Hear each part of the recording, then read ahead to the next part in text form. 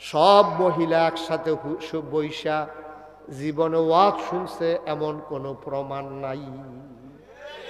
বেড়াইতে আপনারা বেড়াইতে যখন হুন্নালাইছেন বিষয়টা এমন না। আমি তো দেখি, দেখলে কেউ কথা কইতে লইলে আমার সামনে আছেন দেখিয়া আমি আপনারা কইতাম পারি, কথা কইয়েন না। কিন্তু মহিলারা যখন একখানো বয়, তারা নানান আলাপ করে, তারা আর আপনার ওই একখানো বইয়া ওয়াজ শোনা হয় না। একখানো হইলে তারা নানান আলাপ করে, ফুটফুটটা মুরগার ছাওড়ায় ডিম পারেনি, তারপরে গিয়া তোমার আষ্টারে যে সিলে লইয়া গেছিল এটার কি অবস্থা, তারপরে জামাই তো তোমার বিদেশ থাকে, কয় ফোন দেয়নি, কয় দিত না, কয় ভিডিও না অডিও, এই আলাপ চলতে আছে আর কি 2 ঘন্টা লাগাইয়া। কি আর ওয়াজ ঠিক নি রে, ওয়াজ আর হোনা হয় না, বইয়া বইয়া উল্লাহ এই আলাপ সালাপ কইরা কতক্ষণ ওয়াজ শেষ হয়েছে, এরপরে যার যেমন ফান টান খাইয়া বাজে গেছে, ওয়াজ শেষ। বিবাহের উপযুক্ত মেয়েদেরকে নামাই দিছে ফুটবল খেলার ভিতরে, ফলা পাইনে খেলা চাইতে গেছে। কি আর খেলা, বল কখনোতে চাইয়া রইছে, কখনো বল গেছে কেনা বাইরেতে, তখনও মাউড হয়ে চাইয়া রইছে, তা কোনো ফুটবল চাইতে গেছে না। আমি কইতা মতো পারতাছি না, উলি ঠিক নেই, ঠিক নেই, আরে ঠিক নেই ভাইও। কি গজবে আমরা দর্শ, আমরা মুসলমানের সন্তান, আমরা মুসলমানের ফুতাই, আমরা মানুষে মুসলমান কয়। আহা আহ, মানুষের এই যে দেহটা খুব খেয়াল করেন মনোযোগের সাথে, আমি কিন্তু মূল আলোচনায় ঢুকে যাচ্ছি। মানুষের যে যাদের মোবাইল আছে মোবাইলগুলো বন্ধ করেন, মোবাইল যাদের, দয়া করে মোবাইলগুলো বন্ধ করে দেন, যেন আওয়াজ আমার কানে না। সময় কম তো, একটু ধৈর্য ধরে বসেন সবাই। তো যেই কথাটুকুন বলতেছিলাম, মানুষের এই যে দেহ শরীর, তুমি মাইকটা যেন প্রতিধ্বনি না হয়, এটা বন্ধ করো, যে আওয়াজটা আবার ফিরে আসে না, এটা বন্ধ করে দাও। মানুষের এই দেহটা আল্লাহ তাবারক ওয়া তাআলার পক্ষ থেকে একটা বিরাট আমানত।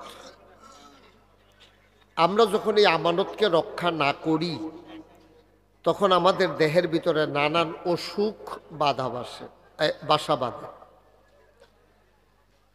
এই দেহটা আবার আপনার 2 প্রকার, একটা হলো বাহ্যিক, আরেকটা হলো আভ্যন্তরীণ।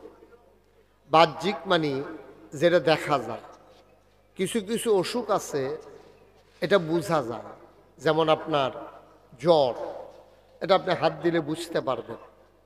আপনার ফোড়া হইছে, এটা আপনি দেখলে বুঝতে পারবেন। আপনার ম্যালেরিয়া, টাইফয়েড, আপনার হুপিং কাশি, ডিপথেরিয়া, নানান ধরনের অসুখ মানুষের আছে। কিছু কিছু মানুষের অসুখগুলো দেখা যায়, আর কিছু কিছু হলো আভ্যন্তরীণ। যেমন আপনি অন্যের উন্নতি দেখলে হিংসা করা, এটাও কিন্তু একটা অসুখ, এটা কিন্তু সুস্থ মানুষের লক্ষণ না। এই যে অসুখটা, এটা দেখা যায় না, এটা বাস করে মনে। পরশ্রী কাতরতা, এবার আর পাঞ্জাবিটা সুন্দর, আমারটা এত সুন্দর না, এটা দেখলে এবার আর হিংসা লাগে। পরের সৌন্দর্যে নিজে কাতর হয়ে যাওয়া, এটা বলে পরশ্রী কাতরতা। এবার আর ওয়াজ সুন্দর, আমার ওয়াজ এত সুন্দর না, এইটা একটা পরশ্রী কাতরতা, এটা আমার মনের একটা অসুখ।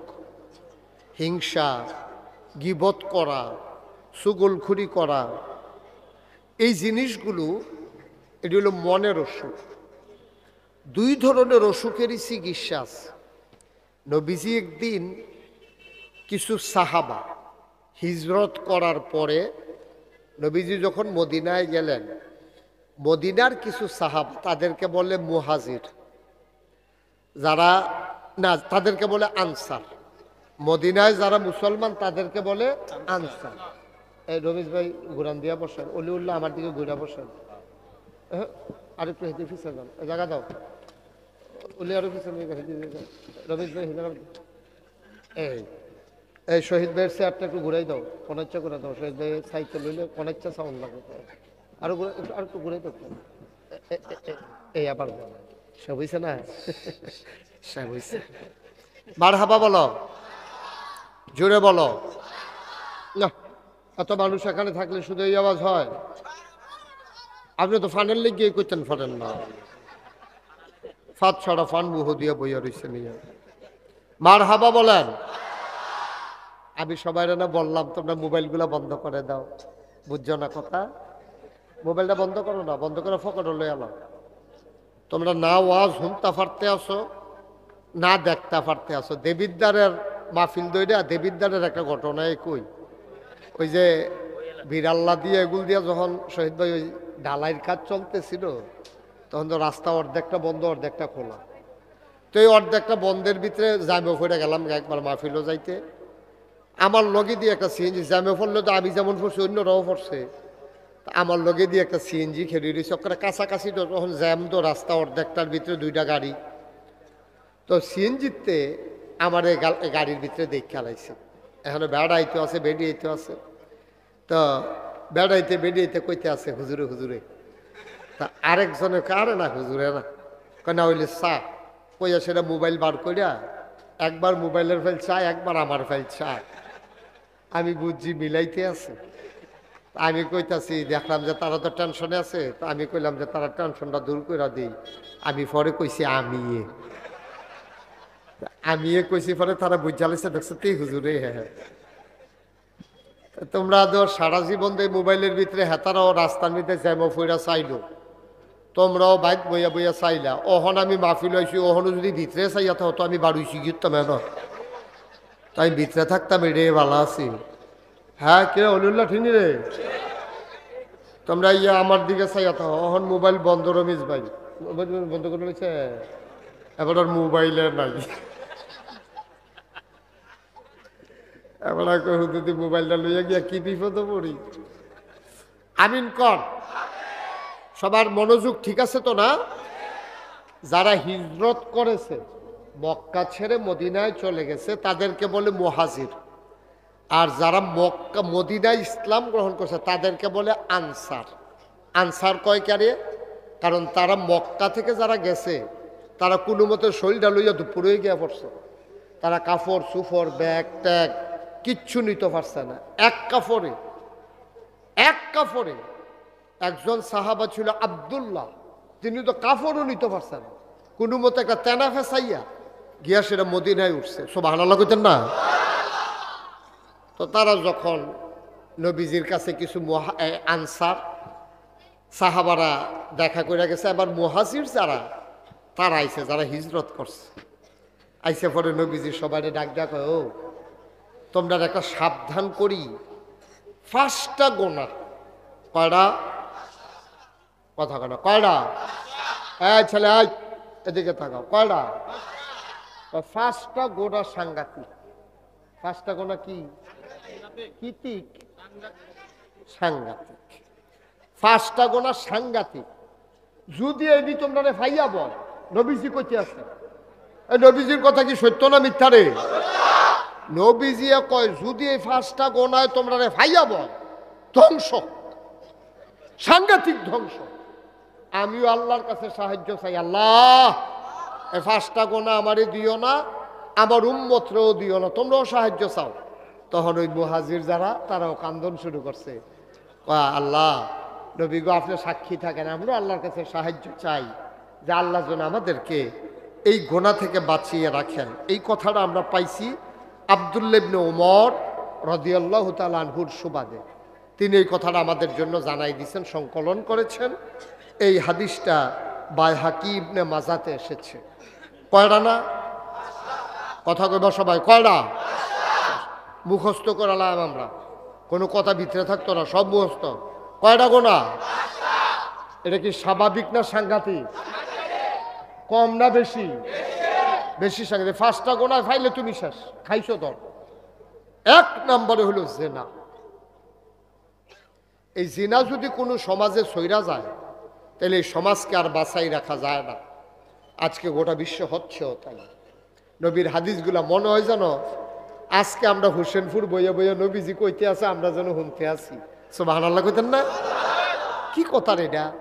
1500 বছর আগে কইছে, ও এই 5টা গোনায় তোমরা ফাইয়া বইলে তোমরা এগুলো ধ্বংস হয়ে যায় বাগা।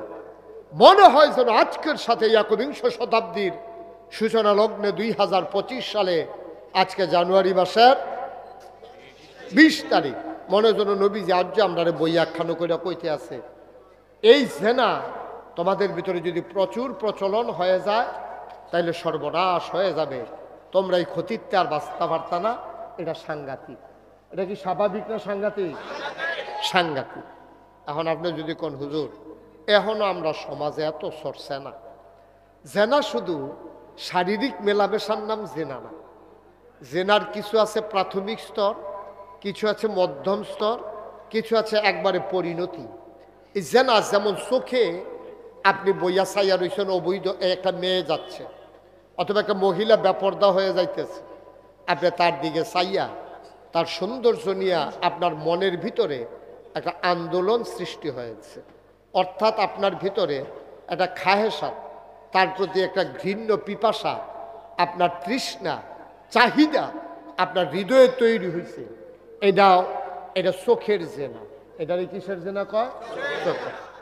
এই জন্য নবীজি বলছেন যে কোনো মহিলার দিকে, বেগানা মহিলার দিকে কোনো পুরুষ তাকাইতে পারবে না এবং কোনো বেগানা পুরুষের দিকে কোনো মহিলাও তাকাইতে পারবে না। এটার কই ফাইলাম এই কথা? নবীজি একদিন তার বিবিদেরকে নিয়ে বসে আছে, এমন সময় অন্ধ সাহাবা উম্মে মাকতুম একজন অন্ধ সাহাবা এসে ঢুকলেন। ঢোকার পরে নবীর বিবিরা, মাইকটা একটু কমাই দাও, নবীর বিবিরা কেউ আর দৌড় দেন, সবাই বসে রয়েছে, একজন অন্ধ সাহাবা ঢুকছে। নবীজি বলে, এই তোমরা যে সবাই বসে রইলা, একজনও দৌড় দিলা না, এটা ভিন্ন পুরুষ না ঢুকলো? কই আর রাসূলুল্লাহ উনি চোখে দেখে না তো? আল্লাহর নবী বললেন, উনি চোখে দেখে না, তোমরা কি উনাকে দেখো না? সুবহানাল্লাহ বলবেন না? খালি বেড়াইতে মহিলা দেখলে গোনা হইব, মহিলাই কি বেড়াইতে দেখলে গোনা হইতো না? আমার কথা কেন হইতো না? আপনি মহিলা বুরকা পরছেন, আম্মা আমার বোন, আপনি আমার আম্মা, আপনি বোরকা পরে এক মহিলা পুরুষ হাইটা যায়, আপনি তার দিকে চাইয়া রইছেন, আবার দরজার ফাঁক দিয়া বেড়ার সিফা দিয়া আপনি চাইয়া রইছেন যে হুজুরে যায়। তো হুজুরে আপনারা দেখেন, আপনি যেহেতু সিফাত আছেন, কিন্তু আপনি তো কায়দা করে খেয়েছেন হুজুরে চাওনের লিগিয়া, তাহলে হুজুরে আপনারা দেখলে যেই গোনা, আপনিও হুজুরে দেখলে হেই গোনা। আগের দিনে মহিলারা জীবনও তারা একটা ফাইলা কিনতে গেলেও ওই সুইটটা নাতিরে ফাটাইতো, 4-5টা ফাইলা আইনা সালে তারা চাইয়া কইতো 2টা আমরা রাখছি, দাম কত জিগা, এরপরে তারা দাম দিত। জীবনে এইরকম হইসা না। কিন্তু এখন ওই যে কইছিলাম জিনা সমাজে কেমনভাবে ছড়াইছে, এখন যদি একজন ফেরিওয়ালা ফিতা, লিপস্টিক, বালা, কানের দোল, নাকের ফুল, ইমিটেশনের নানান কিছু লইয়া আইয়ে একবার যদি তে ডুহে, তার বাড়ি কখনো তারাও কেউ জানে না, তেও জানে না এই গ্রামের নাম কিতা, তে আইছে অনেক দূরের তে, বাইক মাত্র তে ঢুকছে, এমন টাইমে একজন বেডিও যদি দেখালায় যে একটা ফেরিওয়ালা আইছে, এই বেডিয়ে সারাটা বাড়ি একটা লাড়া দিয়া বইয়া রয়েছে কীর্তি। ফেরিওয়ালা আইয়া পড়ছে, সুন্দর সুন্দর জিনিস আনছে না, সবাই মিল্লা বেড়ারে সাইডুগুল দিয়ে এমনি একটা ঘেরাও দিছে, তে এই বেড়াইতে বেডিতে সিফাত বইরা তে নাই, সাইডুগুল তার উঠলে দিয়ে বাড়ি আনজা দিয়া লাগছে তো, তে আর নাইয়ের ভিতরে পড়ে গেছে গা। এই টাইমে মসজিদের ইমাম সাহেব আইতো লইলে বেডিয়েতে ছিলেন যে এখন হুজুরাই এলো, কয়ে সেটা সকলে দৌড় দেয়, তইলে যেই বেড়াটারে তলে হালাই দিছে হেতে বেডি, আর হুজুর হইল এই এলাকা দিয়া বেড়া, আর বেড়াইত নাই এই এলাকা দিয়া। মুসলমান বন দিয়ে শুনরে ভাই, মুসলমান আমার মায়েরা, আমার বোনেরা, পুরুষ লোকেরা দূরে দূরে গিয়ে আওয়াজ শুনতে পারে গো আম্মা, আপনি হোসেনপুরের মা, আপনি ইচ্ছে করলেই জাফরগঞ্জ গিয়ে ওয়াজ শুনতে পারেন না। সব জায়গায় মহিলাদের ওয়াজ শোনার ব্যবস্থাও থাকে না আম্মা। যেহেতু মুশতাক ফৈজি আমি এসেছি, আপনারা কান পেতে শুনেন, আপনারা আলাদা আলাদা বসেন। সব মহিলা একসাথে বৈশা জীবনে ওয়াজ শুনছে এমন কোনো প্রমাণ নাই। বেড়াইতে আপনারা বেড়াইতে যে করে হুন্নালাইছেন বিষয়টা এমন না। আমি তো দেখি, দেখলে কেউ কথা কইতে লইলে আমার সামনে আছেন দেখিয়া আমি আপনারা কইতাম পারি, কথা কইয়েন না। কিন্তু মহিলারা যখন একখানো বয়, তারা নানান আলাপ করে, তারা আর আপনার ওই একখানো বইয়া ওয়াজ মনে হয় না। একখানো হইলে তারা নানান আলাপ করে, ফুটফুটটা মুরগার ছাউটায় ডিম পারেনি, তারপরে গিয়া তোমার আষ্টারে যে সিলে লইয়া গেছিল এটার কি অবস্থা, তারপরে জামাই তো তোমার বিদেশ থাকে, কয় হ, কয় ফোন দেয়নি, কয় দিত না, কয় ভিডিও না অডিও, এই আলাপ চলতে আছে আর কি 2 ঘন্টা লাগাইয়া। কি আর ওয়াজ, ঠিক নি রে? ওয়াজ আর হনা হয় নাই, বইয়া বইয়া উল্লাহ এই আলাপ সালাপ কইরা কতক্ষণ ওয়াজ শেষ হয়েছে, এরপরে যার যেমন ফান টান খাইয়া বাজে গেইতেছে, ওয়াজ শেষ। হয় আরেকজন ইশারা দিতেছে, আগাইয়া বইতে না, কইয়া গইয়া বইতে হয় না, ও ফাঁকাছে কোনো কইল আর কি, একটা কন লাগে, অন্যান্য মাহফিলও দেখছে কয়, এবারও কইছে আর কি। জায়গা থাকলে থাক, না থাকলে না। তারা এখন বেশিতে বেশি আমার তুললে বইতে পারবো, আর জায়গা নাই হবে। এটা নিজে ঘন ঘন বই রইছে না, ধুম বাড়ি যে গীতাছে, এবার রং গইতে দিলেন। মার হাবা কন, জোরে কন মার হাবা।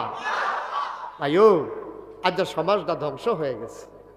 আমার ছেলেরা এই ধ্বংসের পিছনে অনেকগুলা কারণ আছে। অন্যতম কারণ হলো স্বামী বিদেশে থাকা, এটা হলো অন্যতম কারণ। কারণ আমার ছেলে দেশের ভিতরে 8ম জনসংখ্যায় বেশির দিক হলো বাংলাদেশ, 8ম বড়। 8 নম্বরে বাংলাদেশের জনসংখ্যা সবচেয়ে বেশি, কারণ আমাদের 56,000 বর্গ মাইলে প্রায় 18 কোটি মানুষ, প্রায় 18 কোটি মানুষ। আর কত্তরা দেশ পড়ে রয়েছে, ঘন্টার পর ঘন্টা গাড়ি চালাই যায়, দিনের পর দিন গাড়ি চালায়, একটা বাড়ি নাই, একটা ঘর নাই, একটা মানুষ নজরও পড়ে না। আর আমরা দেশটার মধ্যে 18 কোটি মানুষ, এই হ্যাঁ উডানো, আর উডান এক ফ্ল্যাটে সকলটি বাড়ি হইলে রাস্তাটা বন্ধ হয়ে যাবো, এইরকম কারবার।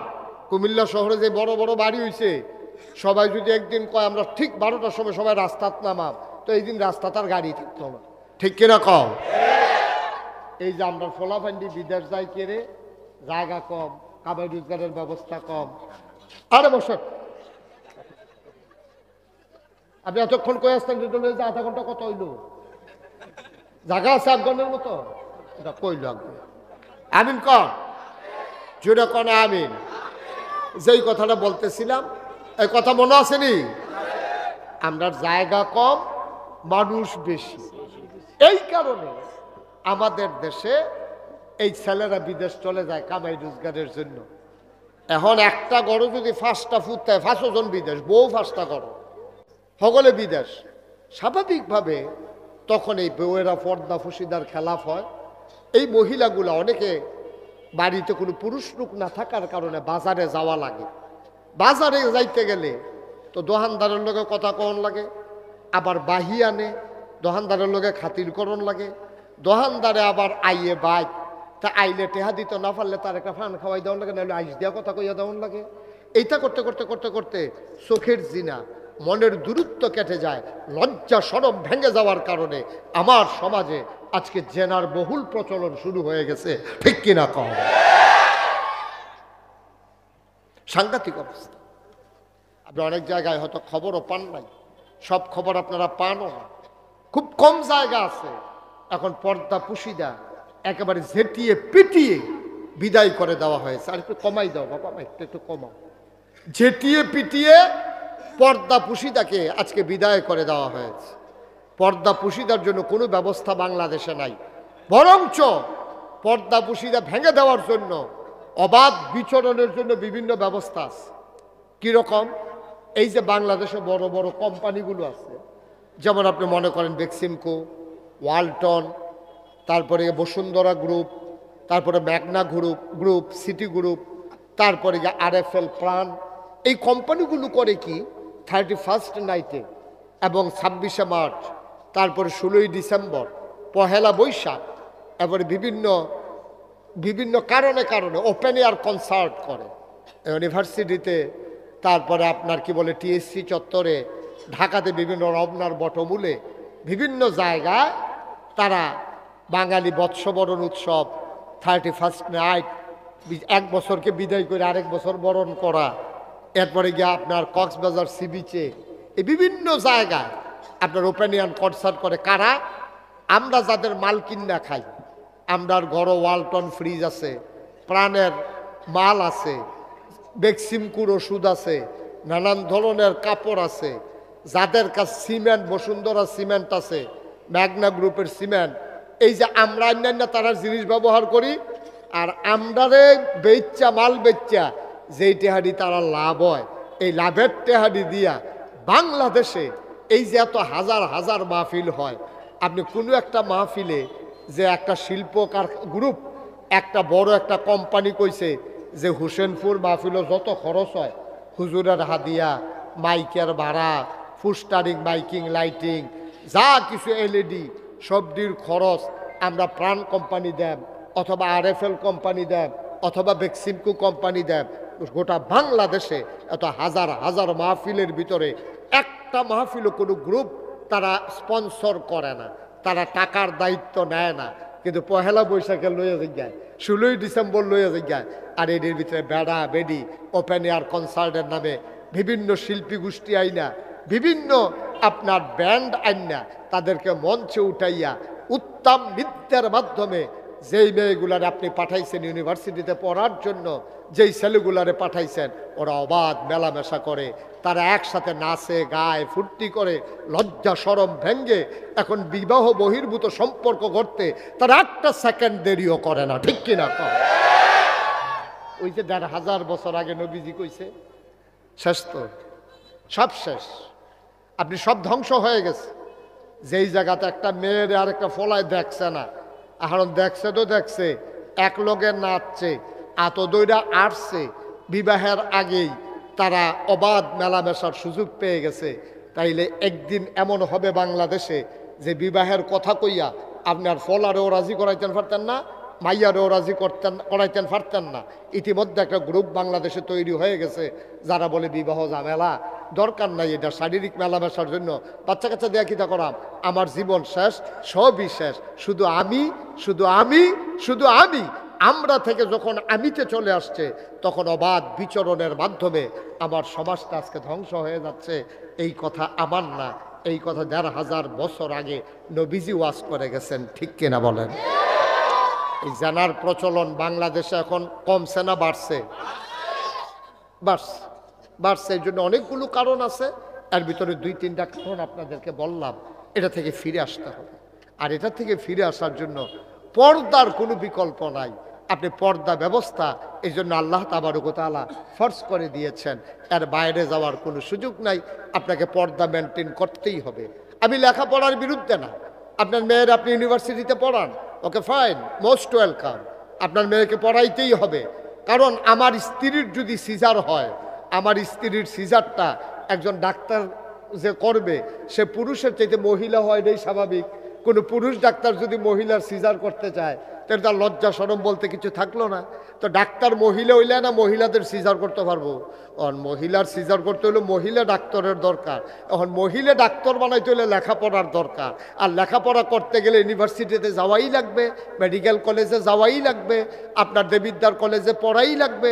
ওকে, আমার তো কোনো আপত্তি নাই, কিন্তু আপনার মেয়ে, আমার মেয়ে, আপনার বোন, আমার বোন ইউনিভার্সিটিতে পড়বে, কলেজে যাবে, হাই স্কুলে যখন সে যাবে, যখন তার ভিতরে নারীত্ব ফুটে উঠবে, সে পর্দার ভিতরে থাকবে, ঠিক কিনা বলেন? আর আপনারা বলেন, দেবিদ্যার কলেজে কয়টা মেয়ে বোরকা পরে যায়? আপনারা বলেন, আপনাদের হাই স্কুলে কয়টা মেয়ে বোরকা পরে যায়? একটাও না বলা যাবে না, অনেকেই যায়, যারা নিজ উদ্যোগে যায়। কিন্তু সরকারের যদি সিদ্ধান্ত থাকতো সাবালিকা কোনো মেয়ে হাই স্কুলে যখন পড়বে, যখন সাবালিকা কোনো মেয়ে কলেজে পড়বে, সে পর্দা করে আসা বাধ্যতামূলকভাবে যদি বেতন আদায় করা যায়, বাধ্যতামূলকভাবে শতকরা 92 জন লোক মুসলমানের দেশে আমার মেয়েদেরকে শারীরিক চর্চার নামে যদি ফুটবল খেলার জন্য মাঠে নামানো যায়, তাহলে মুসলমানের দেশে আইন করে পর্দাও করানো যায়, ঠিক কিনা বলো? বিয়ার উপযুক্ত মাইয়াফান খেলাত নামাই দিছ, তোমরা সংস্কৃতির বিকাশ ঘটাইতেছ, তোমরা মানুষের উন্নত স্বাস্থ্য ব্যবস্থা তোমরা উন্নত করতেছ, বিবাহের উপযুক্ত মেয়েদেরকে নামাই দিছে ফুটবল খেলার ভিতরে, ফলাফাইনে খেলা চাইতে গেছে, কি আর খেলা, বল কখনোতে চাইয়া রইছে, কখনো বল গেছে কেনা বাইরেতে, তখনও মাউড হয়ে চাইয়া রইছে, তা কোনো ফুটবল চাইতে গেছে না। আমি কইতা মতো পারতাছি না, হলি ঠিক নেই, ঠিক নেই, আরে ঠিক নেই ভাইও, কি গজবে আমরা দর্শ, আমরা মুসলমানের সন্তান, আমরা মুসলমানের ফুতাই, আমরা মানুষে মুসলমান কয়, আহা আহ, টুপি থাকলে বুঝি মুসলমান, দাড়ি থাকলে যদি মুসলমান, তুমি 5 ওয়াক্ত নামাজ পড়ো কে তুমি মুসলমান, নামাজ তো একটা ফরজ, এইরকম ফরজ কতগুলো আছে তোমার জীবনে, হুকুমের আয়াত আছে কোরআনে 500, যেটারে বলা হয় আহকামুল কোরআন, তুমি কয়টা মানছ কম? তুমি এগুল দিয়া নামাজ পড়ো, হেগুল দিয়া সুদ খাও, এগুল দিয়া রোজা রাখো, হেগুল দিয়া ঘুষ খাও, তুমি হেগুল দিয়া মানুষের দান সদকা করো, এদিক দিয়া জাকাত দাও না, তুমি কোনটা ফরজ কোনটা ওয়াজিব কোনটা সুন্নত কোনটা তুমি ওজনে বুঝছো না, তুমি ওজনে বুঝো নাই। এই জন্য গতকালকে আমার মাহফিল ছিল কালাকচুয়া, ওইখানে আমি বলছিলাম যে আমার দেশের মানুষগুলা যে দূরে ফারে না, এর দূর দইরা বইয়া থাকে, যেটা ফারে এইটা কয় না, যেটা ফারতো না এটা কইয়া বইয়া থাকে। দেখছেন না, আমরা দেশে দেখবেন নির্বাচন আইলে দেখবেন কত আগাইয়া কথা কয়, কারে ভোট দিচ্ছেন বিয়ে আমার দেখেন না, আবার কারে নিয়ে এমপি বানান, কারে নিয়ে মন্ত্রী বানান, আমার মতো মানুষরে দেখেন না। যদি আমারে আল্লাহ আল্লাহ করে মন্ত্রী বানাইতেন পারতেন, এমপি বানাইতেন পারতেন, দেখলেন ওই ঘরের ফইডা বেড়াইয়া ফিজ দিয়া কালা করে লাইলাম।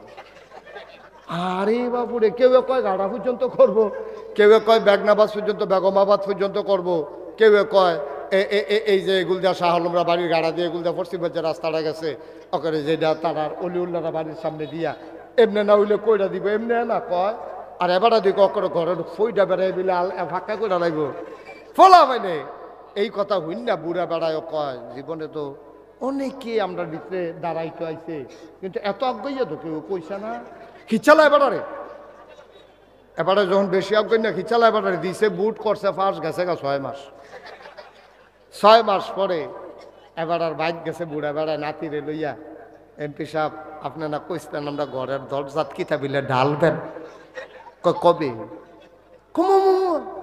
নির্বাচনের আগে রাইতার 2:30টার সময় ঘুমেতে তুললেন, আপনি কইলেন আমরা ঘরের দরজাত বেড়ে কিতা ডাইলা কালা করে লাইবেন, নির্বাচনের আগের কথা লই নি হন আর্থ আছে, আমরা বুট ফাউনের লেগে কত কথা কই, সব রেডি শুনেন ঘিরতেন আপনি, নাউজুবিল্লাহ কইতেন না। আহারে মুসলমান, এই জন্যই আমরা দেখলাম 17 বছর আমরা দেখলাম টেলিভিশন খুললেই শুধু উন্নয়ন, শুধু উন্নয়ন, শুধু উন্নয়ন, কোনো ধ্বংস দেখলাম না, খালি উন্নয়ন দেখলাম। উন্নয়ন দেখতে দেখতে এমন উন্নয়ন হইছে, এখন যখন 17 বছর ভার হইছে, অহন দেখি যে সব উন্নয়ন বাড়িতেছে, শুধু পায়রা তাপ বিদ্যুৎ কেন্দ্র থেকে প্রধানমন্ত্রীর পরিবার 56,000 কোটি টাকা চুরি করেছে, ঠিক কিনা বলো? একটা প্রকল্প থেকে যেই পরিমাণের টাকা এই বাংলাদেশ থেকে পাচার হইছে, এই পরিমাণ টাকা যদি বাংলাদেশে ব্যবহার করা হইতো তাহলে আপনার ফিস রাস্তা না, এটারে যদি যে আমি এটারে সোনা দিয়ে রুফা দিয়ে মোড়াই দেয়, এমনি আগাইলেন গেল, যেই টাকা বাংলাদেশ থেকে পাচার হইছে লক্ষ লক্ষ হাজার কোটি টাকা। আমার কথা এই জায়গাত না, আমার কথা হইল তুমি যেটা ফারতা না, এটা তুমি এত আগাইয়া কও ঘিরতা, তুমি জানো এটা আমি ফারতাম না, তো এত কথা কওয়ানোর দরকারটা কি? তা বড়বড়াইয়া মুহিদে আইলে কইলে সারবো, প্রতিটা কথার জন্য আল্লাহর কাছে জবাব দিতে হবে নাকি হবে না? তুমি ফারতা না যেটা, এটা তো কোয়ার দরকার নাই আব্বা, তুমি যে দূর ফারবা দূরে কও না, তুমি খাওয়াইবা আমারে নিরামিষ দিয়া, তুমি কইতাছ আমার 60 জাতের গুস্ত দিয়া খাওয়াইবা, এই মিশা কথা কোয়ার তোমার দরকারটা কিটা? আমি নিরামিষ শূন্য রাজি হইলে তোমার বেদ্যর গুস্ত খাইতাম, আমি যাইতাম না, তুমিও দোষী না আমিও মুক্ত, শেষ কথা। তো একটা মনে পড়ছে, এটা কি কইলে তা না, এটা কনে লাগবো, তোমরা না কইলেও কইতে হইব, এটা অলি কইলে তা রমেশ ভাই কি তো কইলে যাবে না কথাটা, তো কইয়ে লাই। হ্যাঁ মারহাবা কয় না রে। ওই চিড়িয়াখানার এক বেডি গেছে বান্দর চাইতে, এমনি গেছে তো অন্যতন বেড়িয়া চাইব, বাঘ ভাল্লুক হরিণ যা আছে সবে তো চাইব। চাইতে চাইতে চাইতে চাইতে বান্দরের যে শেড আছে, বান্দর যেহেন আছে এটার সামনে গেছে। তো গিয়ে দেখে বিড়ি কেউ ওই বাদামিটা দিয়া দেয়, তো বান্দর এটা লই আবার খায়, আবার এরকম করে এটা করে, তো এবারে সুন্দর লাগছে আর কি। কেউ আবার বিড়িটা দিয়া দেয়, তো বান্দর আবার বিড়িও টান দেয়। তো এই দিক দেখে সেটা বেডির কাছে সুন্দর লাগছে, বেডি কয় আমি কিতা দিতাম, কিতা আছে কিতা আছে। সাইয়া দেখে আম আছে, এবিডি আম কিনছে। কি কিনছে?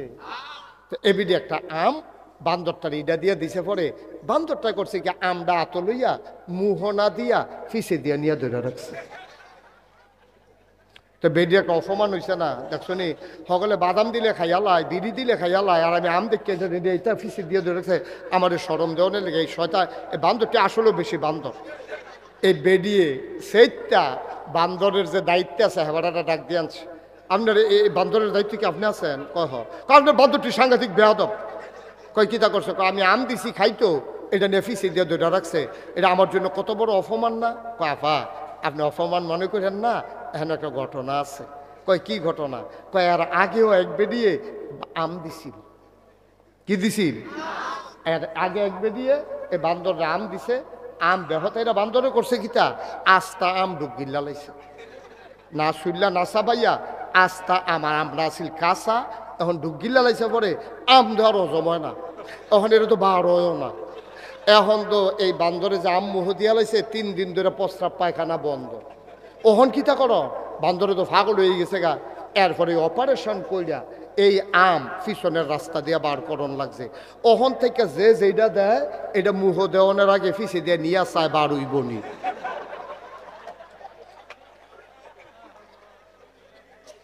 যদি দেখে যে বার হইব তো হইলে মুহ দেয়, না হইলে হালাই দেয়।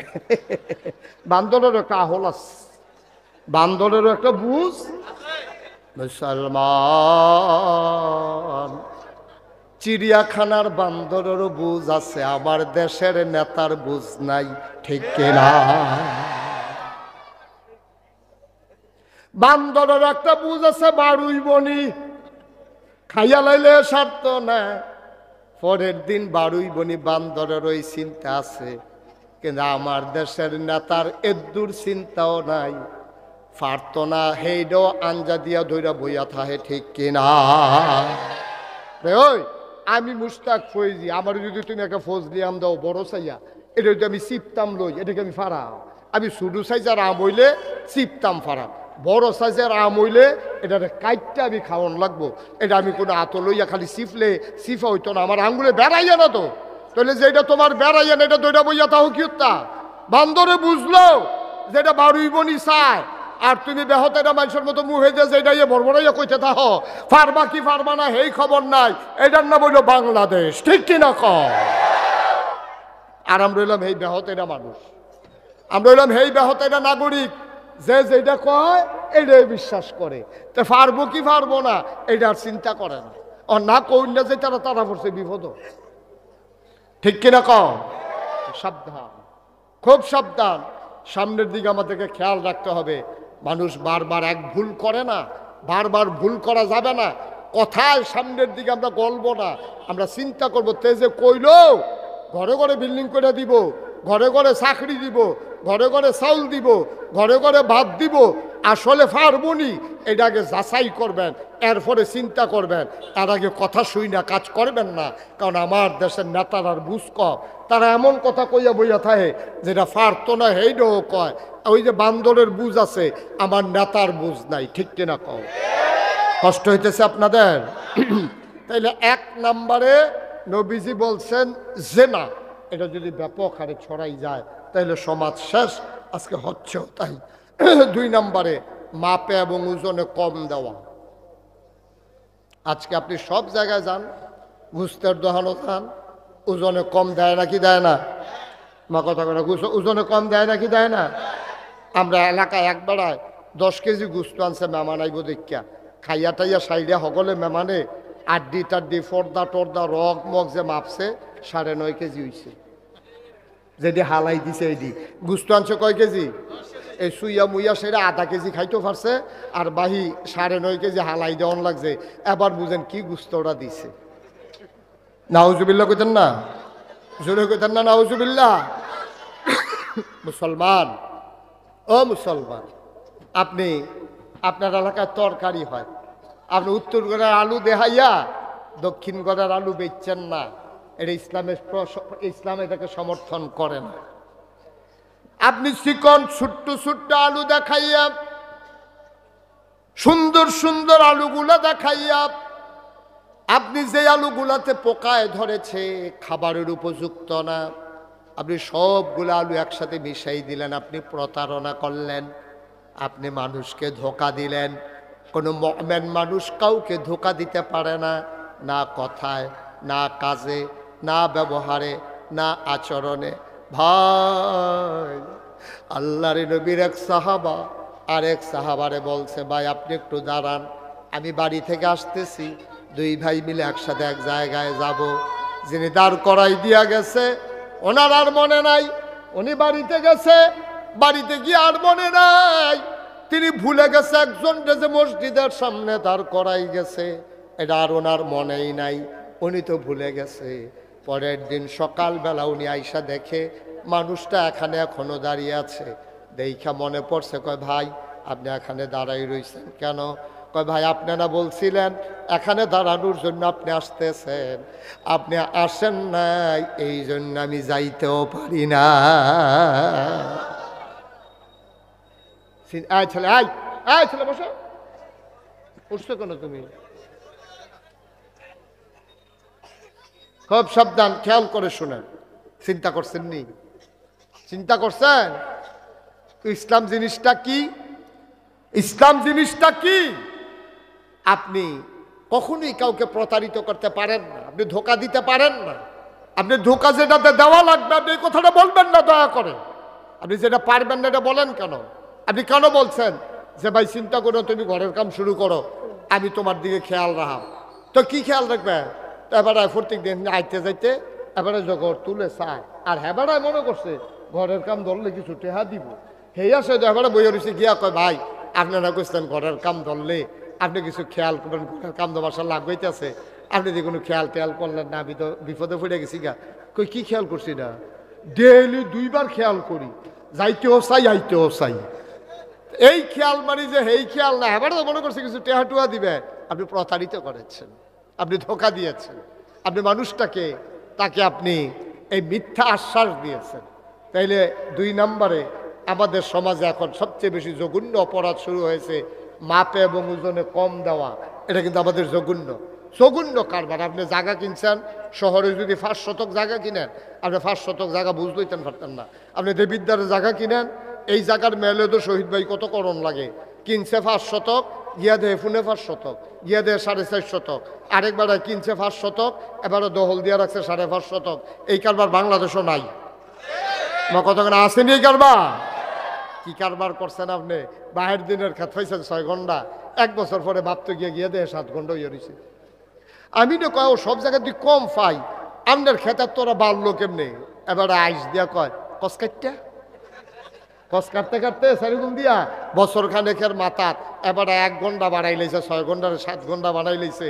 আব্বা কিয়ামতের ময়দানে মাসালা শুনো, তুমি যখন কিয়ামতের ময়দানে উঠবা, আল্লাহর নবী কয় কেউ যদি 1 বিঘত জায়গা দখল দেয়, কয় বিঘত?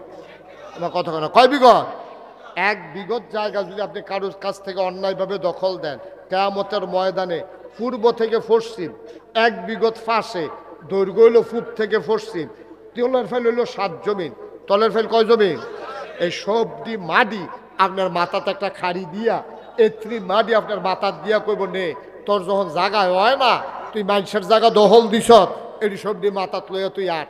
কয়টা চাক্কা দেওয়ানোর পরে তো চিল্লেন দেখা ঘাটটা ভেঙে ঘাটটা ভেঙে গা, তখন এফারেস তারা কইব হ্যাপলা আসলা কো, দুনিয়াত আসলা কো, দুনিয়ার দলটায় ক্ষমতা, তুমি আরেক বেটার জায়গা দখল দিয়ে বইয়া রইছ, আরেক বেটার সীমানার ভিতরে ঘর তুললে বইয়া রইছ, জায়গা বেচছ 6 ঘন্টা, বুঝ দাও 5.5 ঘন্টা। এই বাংলাদেশে এই প্রতারণা আজকে বহুল পরিমাণে বেড়ে যাওয়ার কারণে আল্লাহর নবী কয় ধ্বংস ধ্বংস ধ্বংস, ঠিক কিনা কও? গেল করা মা কথা করে মুখস্থ করে করে গেছে। 3 নম্বর হলো জাকাত না দেওয়া। এরা আজকে জঘন্য আকারে ধারণ করছে। জাকাত না দেওয়া, ভালা ভালা বেড়ায় জিজ্ঞেসি জাকাত দেননি, কি জাকাত দেয়নি? জাকাত দেয়নি মানে কি? জাকাত দেয়নি আপনি কি মনে করছেন আমরা আবার জিজ্ঞান জাকাত দেয়নি? হুজুরে দম খাইয়া নরম করে লাগছে জাকাত। কই কি জাকাত দেয়? কই কে রে হগিনী বেড়ি যাই আমরা ভিক্ষা দিই না? জাকাত দেয়, হগিনী বেড়ি ভিক্ষা দিছে এটা বিলে জাকাত। তারপরে জাকাতের কাপড় দেয়, জাকাত দিব মাইকিং করে লাইন ধরে খারাইয়া ফারাত ফুটে 2 জন নাই। কে শিখাইছে তোমার এই জাকাতের সিস্টেম? কে শিখাইলো জাকাত? আল্লাহ তাবারক ওয়া তাআলা এই একটা আয়াতের ভিতরে আকিমুস সালাহ ওয়া আতুজ যাকাত, জাকাতের এত গুরুত্ব, নামাজের লগে লগে জাকাতের কথাও আল্লাহ কোরআনে তুলে ধরেছেন। কিন্তু আমরা জাকাত দেই না। জাকাত দেওয়ানোর সময় ওখানে সহজ একটা যেটা চালাকিটা করে এটা আপনারা কইয়া দেই, দেখবেন ধরা পড়ে যাবো গা। এমনি এবার ওই ত্রাণ সামগ্রী, এবার এটা আমার বুঝ হয়েছে।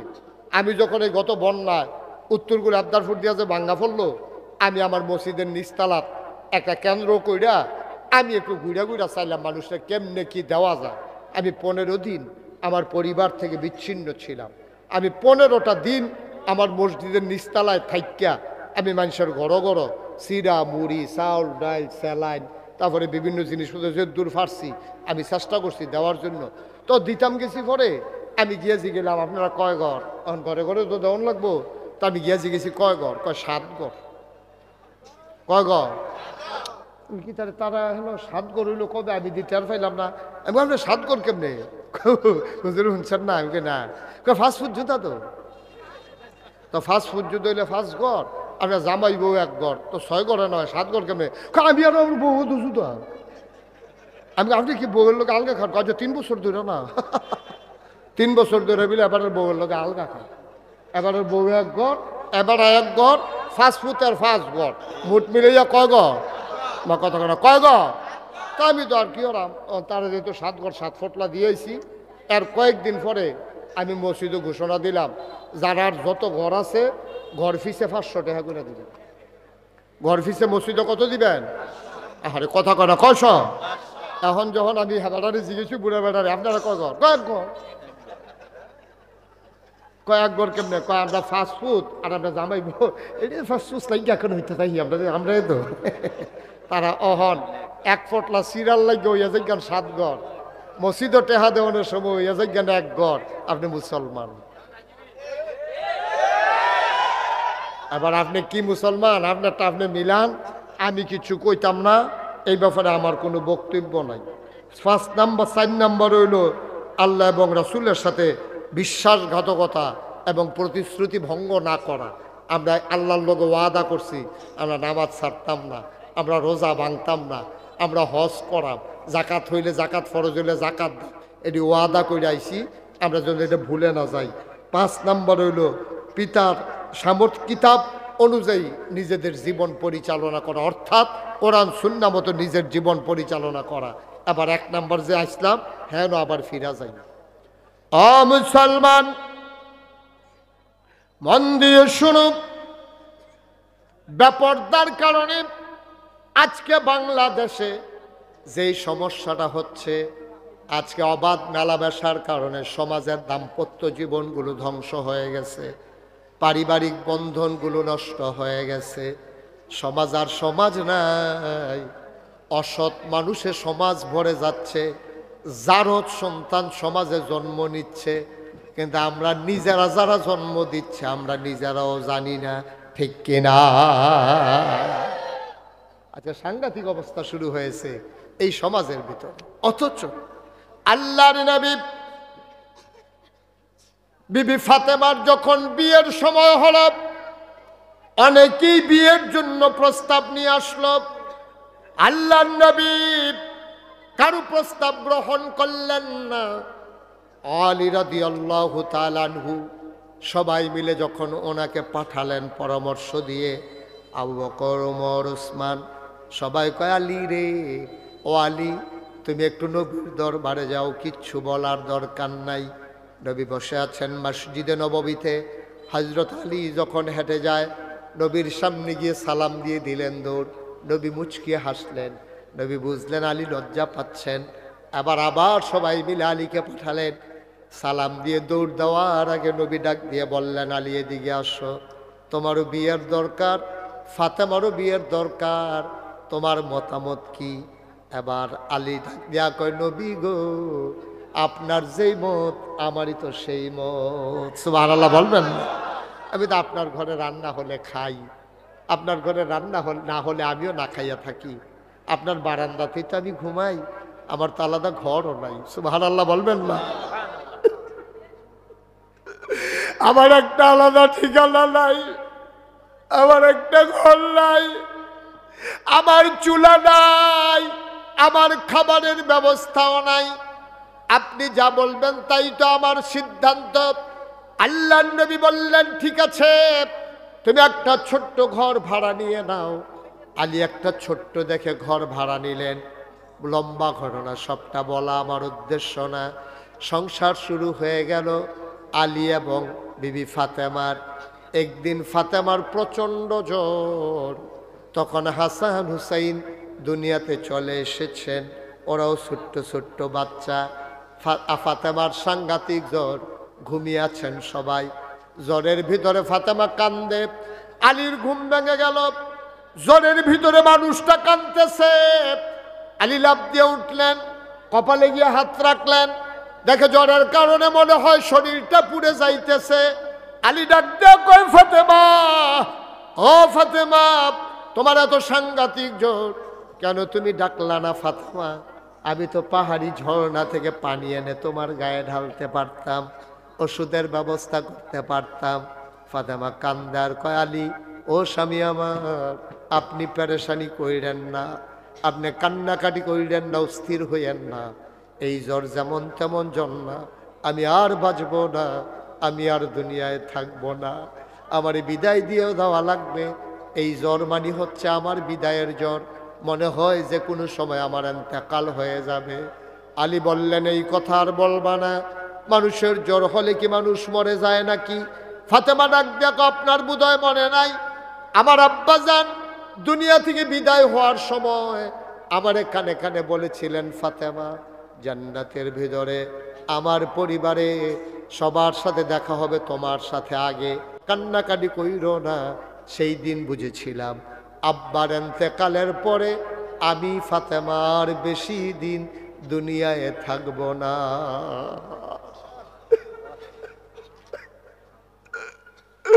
আমি সেই দিন বুঝেছিলাম যে কোনো দিন আমার চলে যাওয়া লাগবে। আমার আব্বা বলেছেন সবার আগে থেকে আমার সাথে দেখা হবে। আলী, আমি বোধহয় চলে যাব, যাওয়ার আগে আপনার একটা স্বীকৃতি লাগবে, আমার একটা সার্টিফিকেট লাগবে। কয়, ফাতেমা কি জানতে চাও বলো? আব্বা বলেছেন যেই স্বামী তার স্ত্রীকে ভালো বলে, এই স্ত্রীটা নাকি আসলেও ভালো। আপনি একটু দয়া করে বলে দেন আমি স্ত্রী হিসেবে কেমন মানুষ। এবার আলী হাতে ধরলেন, চোখের পানি ছেড়ে দিয়ে কাঁদতে শুরু করলেন। আলী ডাক দেয়া কয়, ফাতেমা, ফাতেমা গো, জীবনে জীবনে আমি অনেক মহিলা দেখেছি, অনেক সংসার দেখেছি, সাহাবাদের সংসার আমার জানা। ও ফাতেমা, মনে রেখো, আমার ঘরটাতে হয়তো সুখ ছিল না, কিন্তু তোমার মতো স্ত্রী পাওয়া সত্যি ভাগ্যের ব্যাপার। কত মানুষ তোমারে বিয়ে করার জন্য নবীর কাছে প্রস্তাব দিছে, কিন্তু নবীজি রাজি হয় নাই, আমারে পছন্দ করছে। আমার বড় কপাল, নবীর আদরের কন্যা আমার স্ত্রী, তোমার মতো স্ত্রী আর হয় না। ফাতেমা কেঁদে দিলেন, বললেন এই সার্টিফিকেটটা আমার বড় দরকার ছিল। আলী আবার ডাক দেয়া কয়, ফাতেমা গো, আমার থেকে কথা আদায় করে নিলা, তোমার কথাটাও আমার জানা দরকার। আমি পুরুষ হিসাবে কেমন এইটাও একটু বলে দাও দেখি।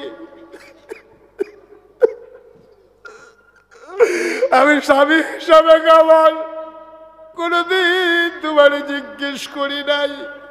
অচর্মাকরের মানুষ হুসেনপুরের মানুষ, কালিকাপুরের মানুষ, ভাগমাবাদের মানুষ, মন দিয়ে শোনো রে ভাই।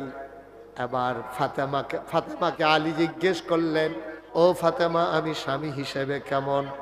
আলী এবার ফাতেমা হাতে ধরে কয়, আলী, ও আলী, কোনোদিন একটা নাকের ফুল, কানের দুল, গলার মালা, হাতের বালা, বেনারসি কাথান, আপনি আমার জন্য মজার খাবার হয়তো কোনো কিছুর ব্যবস্থা করতে পারেন নাই, কিন্তু আমার ঘরটার ভিতরে কোনোদিন সুখের অভাব হয় না।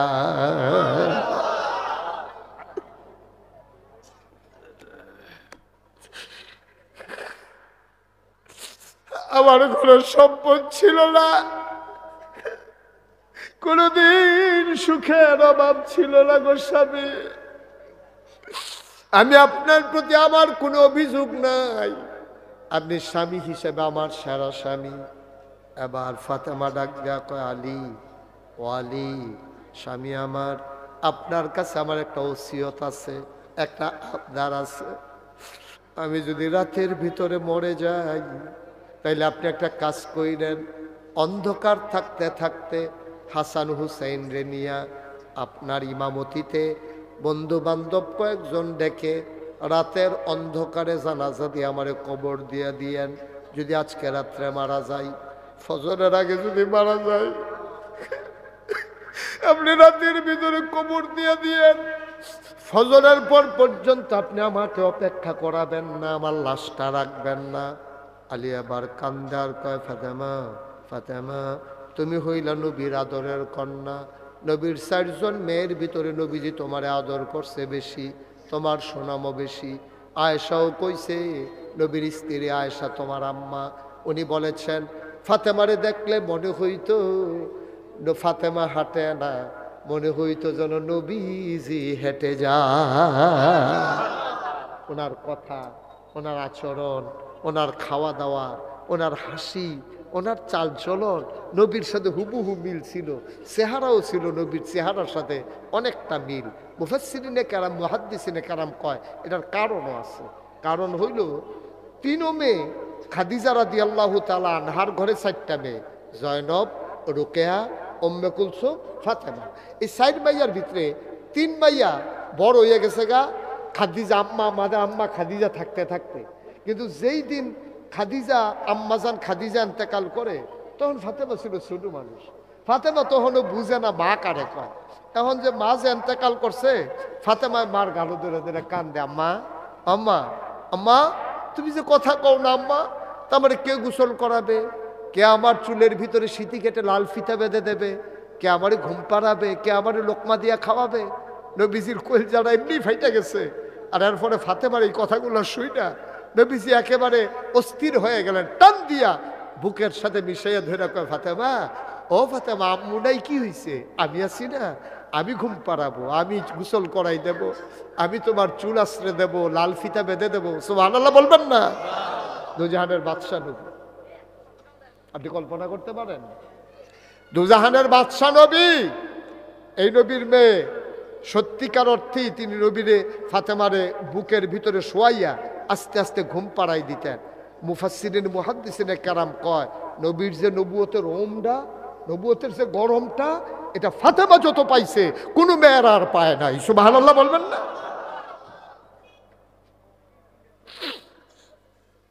কোনো মেয়েরা নবীর এত সংস্পর্শ পায় নাই, এত আদর পায় নাই, এত মায়া পায় নাই।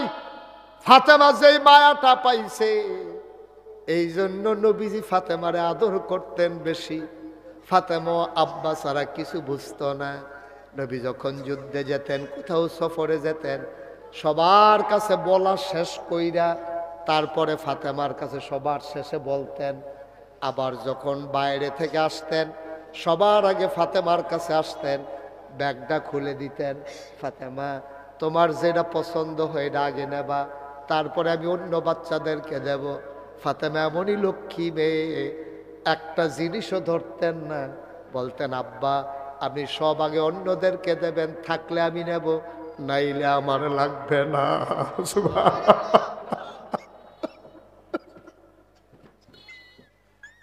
সবার আপনি দেন, আমার লাগবে না, থাকলে আমি নেব, নাইলে নাই। যেমন তেমন কথা না আব্বা, এ কথার অনেক ওজন। আবার ফাতেমা ডাক দেয়া আলী, ও আলী, আমার যদি রাতের ভিতরে মৃত্যু হয়ে যায়, আপনি রাতের ভিতরেই কাফন পরাইয়া দাফন করে দেবেন মাটির কবরে, এত জানাজানির দরকার নাই। আলী কাঁদতেছেন, ফাতেমা তুমি হইলা নবীর আদরের কন্যা, যদি মানুষ জানে তোমার ইন্তেকাল হয়েছে, হাজার হাজার মানুষ দৌড়ে দৌড়ে তোমার জানাজায় আসবে, কেন রাতের অন্ধকারে তোমার কবর দেব। এবার ফাতেমা একটা মুচকি হাসি দিলেন, আলীর হাত ধরে আলী, আপনি বোধহয় ফাতেমারে চিনেন নাই। আমার জন্মের পর থেকে যতদিন বাবার ঘরে ছিলাম ততদিন পর্যন্ত, বিয়ে হওয়ার আগ পর্যন্ত আমারে কোনোদিন কোনো ভিন্ন পুরুষ দেখে নাই। যেই দিন বিয়ে বসে আপনার ঘরে আসলাম, আজকে পর্যন্ত কোনো ভিন্ন পুরুষ আমারে দেখে নাই। বিয়ের আগেও দেখলো না, বিয়ের পরেও দেখলো না। আমি যদি মরে যাই, আপনি যদি দিনের বেলা মসজিদের সামনে আমার লাশটা নেন, তখন সবাই কাফনের বাইরে দিয়ে আমারে দেখবে আমি লম্বা ছিলাম না খাটো ছিলাম, আমি চিকন ছিলাম না মোটা ছিলাম। সুবহানাল্লাহ। যেই ফাতেমা জীবিত অবস্থায় কোনোদিন ভিন্ন পুরুষের সামনে যায় নাই, এই ফাতেমা মরার পরে লাশ হইয়া কারো সামনে যাইতে চায় না।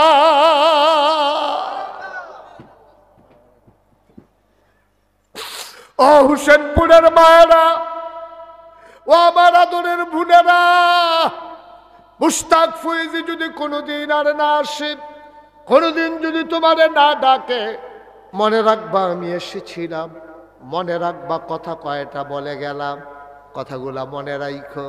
বাবা তোমারও দায়িত্ব আছে, আমারও দায়িত্ব আছে।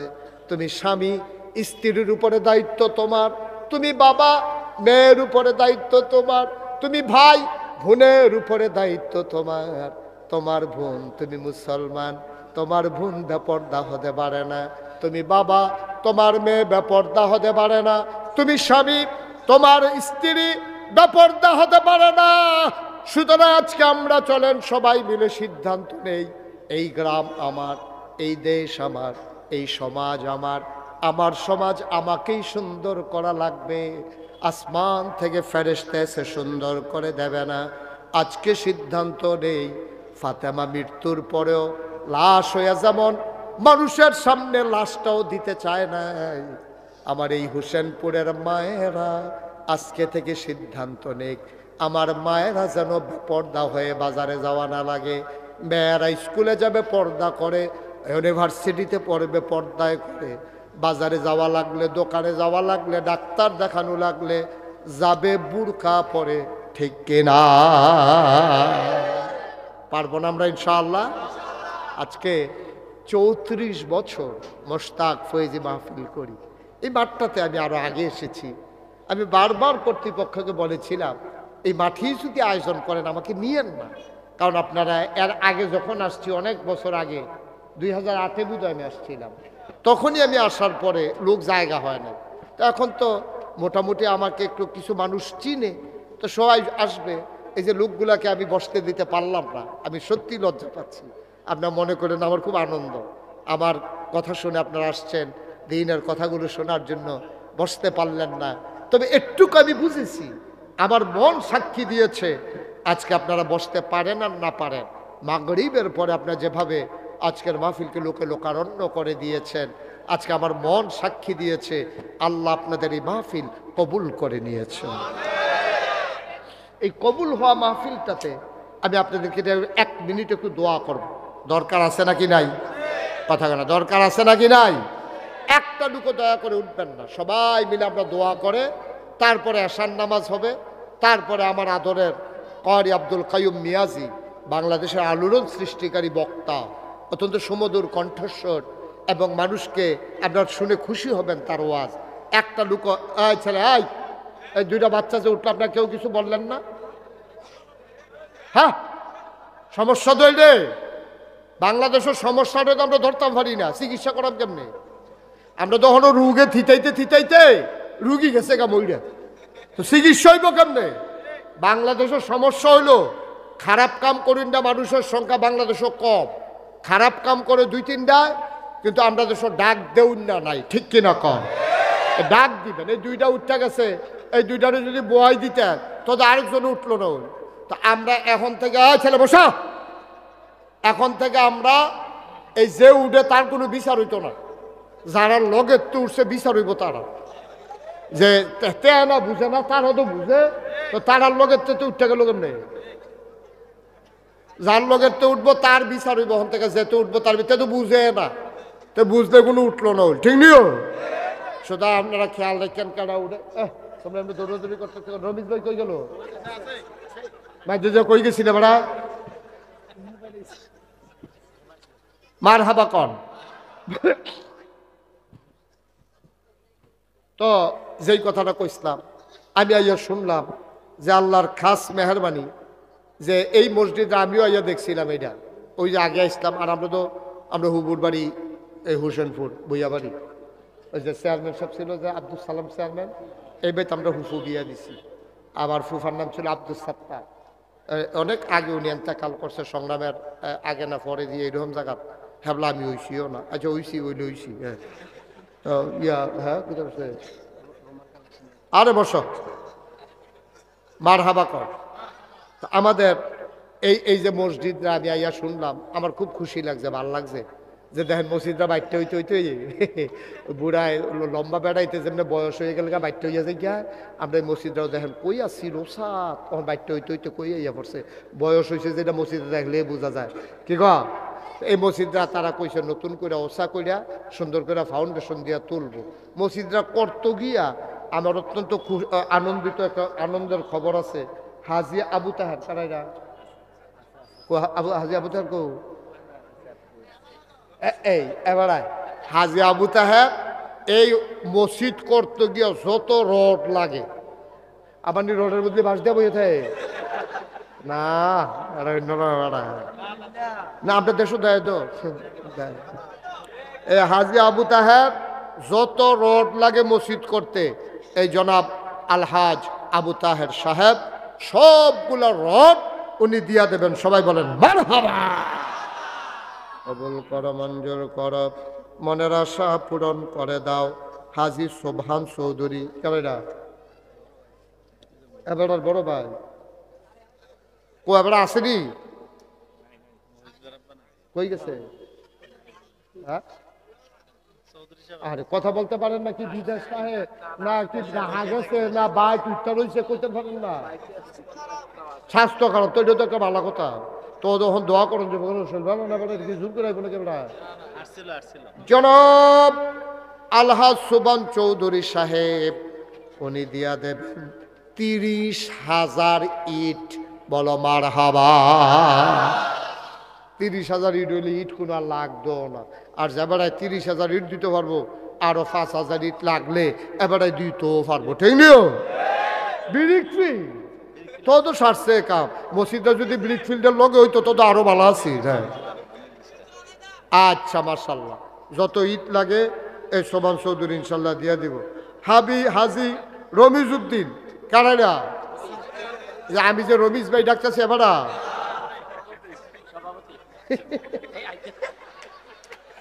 মার হাবা করছে রে।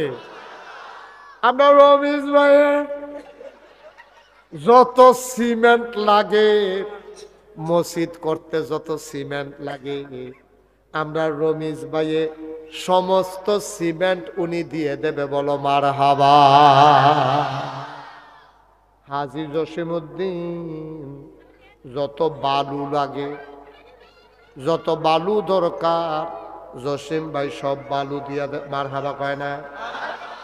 শাহ আলম ভাই মালয়েশিয়া, এবার নি মালয়েশিয়ান শাহ আলম আমার অত্যন্ত মহব্বতের, আমার কলজার টুকরা। আমারে মালয়েশিয়া যা করছে তারা কয়জনে মিল্লা, আমি দেখা বাচ্চাইছি সব ঘটনায় মানুষ বাঁচে না। আদর আদর কোসাইল্লা মাইরালাউনের কথা আমার এই একটা কারবার গেছে তোর মালয়েশিয়া। এই খাইতাম পারি না, খাইয়া চালি উঠতাম পারি না, আবার খাইয়ালাম। আমি বলি কিতা ভাই, কি কারবার কি? তারা আমার এই যে কিতা করছে, শাহ আলম ভাই, আরো কিছু আছে, আমার রাসেল, তারপরে আমার ইকবাল ভাই, মালয়েশিয়ার আমার অনেকগুলো গ্রুপ আছে, তারপরে আমার জাহাঙ্গীর ভাই, এটি কইয়া ফারা যাইতো না, মার হাবা কনা দো কত্রী মানুষ যে আমার লেগে কি ফাগলের ফাগল, আমার আদরের রানা মালয়েশিয়া এটা আমার ফাগল বানাই নিয়েছে কয়দিনের ভিতরে। এই আপনার শাহ আলম ভাইয়ে নিয়ত করছে যত টাইলস কি যত টাইলস লাগে সবগুলা টাইলস ওনার পরিবার দিয়া দেবে, মার হাবা কন্যা কেন, আরে উনি দিয়া দিব।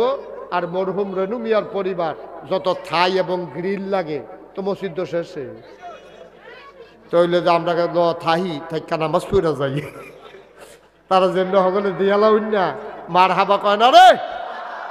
এখন রাজমিস্ত্রির খরচ এটা যোগান গেলে দেওয়ান গেলে ইনশাল্লাহ মসজিদ হয়ে যাবো কা, আল্লাহ যেন কবুল করে সবাই কনা আমিন। কেউ খুশি মনে যে হগলে যেহেতু বাক করে রয়ে গেছে গা যে হুজুর আমি ইনশাল্লাহ 10,000 টাকা দিয়ে দেব, বেশি চাইলাম না। একজন আসেননি যে হুজুর আমি ইনশাল্লাহ মসজিদের কাজের জন্য 10,000 টাকা দিয়ে দেব, আল্লাহ খুব খুশি হয়েছি। আমি যে এত জায়গাত গেছি এমনি এই কারবার আমি আর দেখছি না, না না এমনি বাক করে লয়ে দিগন হগলতা আমি জীবন এই কারবার আর দেখছি না। আল্লাহ যেন কবুল করে সবাই কনা আমিন।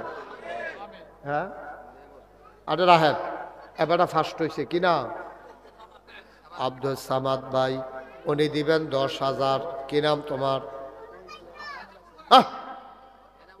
এনামুল হক। সামাদ ভাইয়ে 10,000, এনামুলে 10,000। 3 নাম্বার কি নাম? নিয়ামতুল্লাহ ভাই, উনি দেবেন 10,000, হয়ে গেল 30,000। হ্যাঁ কে? মালু ভাই। ফুলা নাম কর। আর আপনার নাম কি? কি আর মালু মিয়া কোনো নাম আছে নাকি বাংলাদেশে? মালু ভাই না এবার কপাল বালায় এবার বালু দিছে না, মালুয়ে বালুয়ে তো একটা মিল্লা গেল কেন রে? কি নাম এটা আপনি বদলাইতেন পারছেন না নামটা? বালু।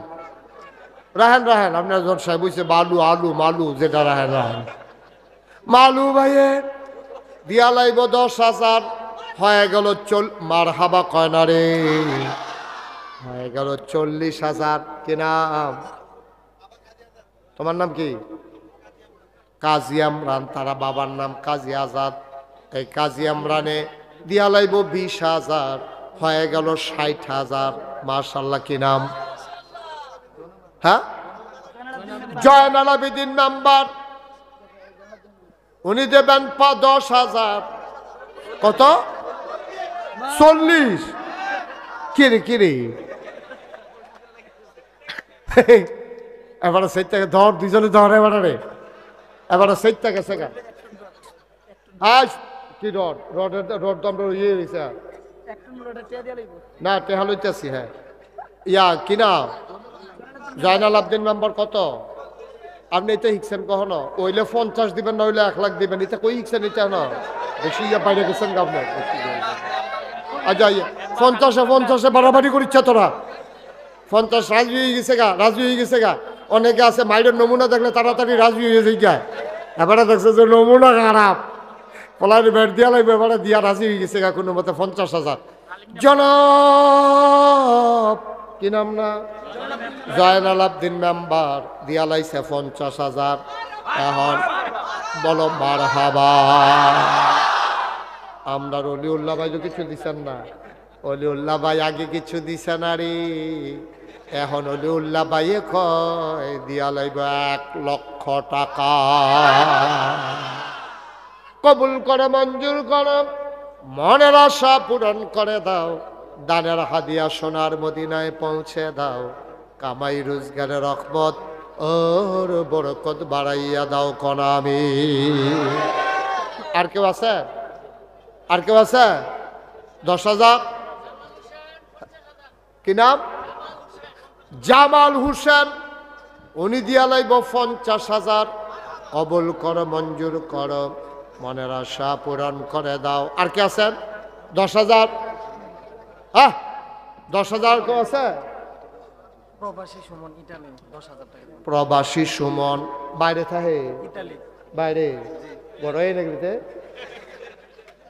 ও বিদেশ বিদেশ, আমি তো কই কি তারে কুয়াশার ভিতরে বাইরে বাইরে ঘুরে গেলে বিদেশ বিদেশ ওলে বুঝলি খাবারটা বিদেশ থাকে ইটালি দিয়া লাইব 10,000 মার হাবা কয় না রে সবাই কনা আমি আর কেউ আছে 10,000